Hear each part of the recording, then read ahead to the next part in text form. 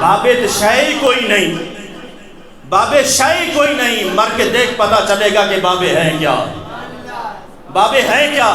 اور جو بابے جن کو ہم نے بابا مانا ہے نا، وہ تمہاری طرح کوئی للو پنجو نہیں ہے۔ ہم نے جن کو بابا مانا ہے انہوں نے ساری زندگی مصلے پہ گزاری ہے اور ساری زندگی اللہ اللہ کی ہے۔ وہ چاہے یہاں بیٹھ کر نگاہ دوڑائیں تو وہ پوری دنیا کی سیر کر سکتے ہیں، اس لیے کہ رب تعالیٰ کے محبوب نے فرمایا اتقوا فراست المؤمن ینظر بنور اللہ، مومن کی فراست سے ڈرو کہ وہ اللہ کے نور سے دیکھتا ہے، اللہ کے نور سے دیکھتا ہے۔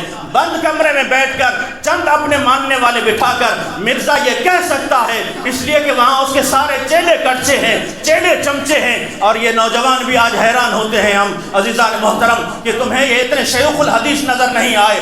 یہ 1400 سال سے اللہ تبارک و تعالیٰ کے محبوب علیہ السلام نے جو دین ہمیں پیش کیا ہے وہ مسئلے ہمیں نظر نہیں آئے، وہ عقائد نظر نہیں آئے۔ بس ایک مرزا کو لے کر ایک کلپ ہر ایک کو بھیج رہے ہیں کہ یہ بابے تو شے کچھ نہیں ہے، تم شے کچھ نہیں ہو، ہمارے بابے وہ ہیں۔ نگاہ کرے تو دل کی دنیا بدل جاتی ہے، دل کی دنیا بدل جاتی ہے۔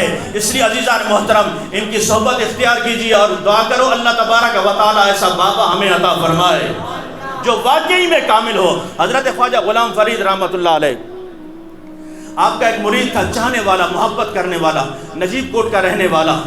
آپ تھے ادھر کوٹ مٹھن شریف میں رہتے تھے۔ وہ مرید اتنی محبت کرتا، جب بھی سال میں ایک مرتبہ جاتا کوٹ نجیب اللہ میں لنگی جسے ہم کہتے ہیں لنگی، مشہدی لنگی، وہ دستار وہاں پہ بہت اچھی بنتی تھی، تو وہ آپ کا مرید محبت سے وہ لنگی خرید کر جاتا اور اپنے مرشد کی بارگاہ میں سالانہ وہ تحفہ پیش کرتا۔ ایک سال ایسا آیا وہ مرید کہتا ہے کہ میرے پاس پیسے نہیں تھے، غربت اتنی تھی کہ میں لنگی نہیں خرید سکتا تھا، تو میں نے کہا کہ اب ہر سال لے کر بھی جاتا ہوں، اگر اس سال خالی ہاتھ گیا تو مزہ نہیں آئے گا، چلو اس سال ناغہ کر لیتے ہیں، اس سال ناغہ کر لیتے ہیں۔ اللہ اکبر۔ یہاں جب انہوں نے کہا کہ چلو اس سال ناغہ کرتے ہیں، وہاں پیر بھی جب کامل ہو نا مرید سے محبت کرتا ہے، پیر بھی دیکھتا رہا کہ میرا مرید نہیں آیا، کوٹ نجیب والا میرا مرید نہیں آیا۔ اللہ اکبر۔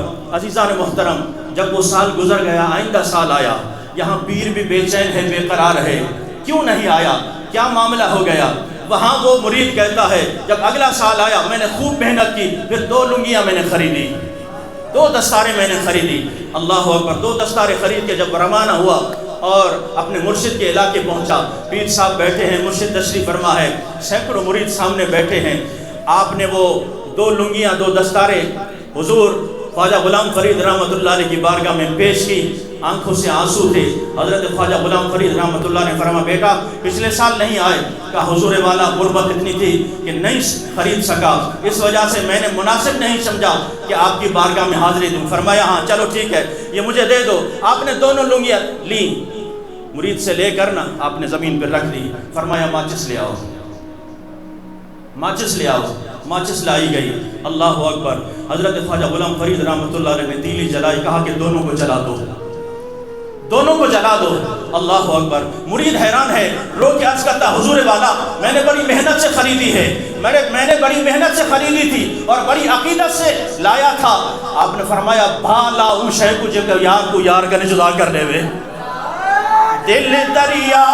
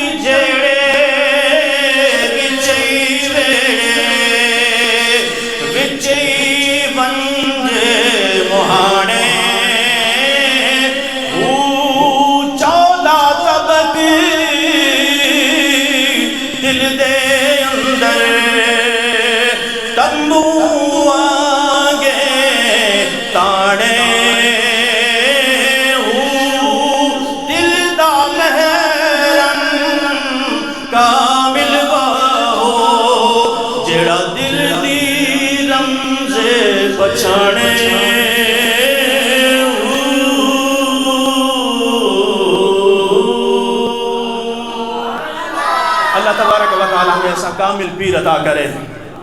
انشاءاللہ مزید آئندہ جو میں بیان ہوگا. اللہ تبارک و تعالی ہمیں ان کی تعلیمات پر عمل پیرا ہونے کی توفیق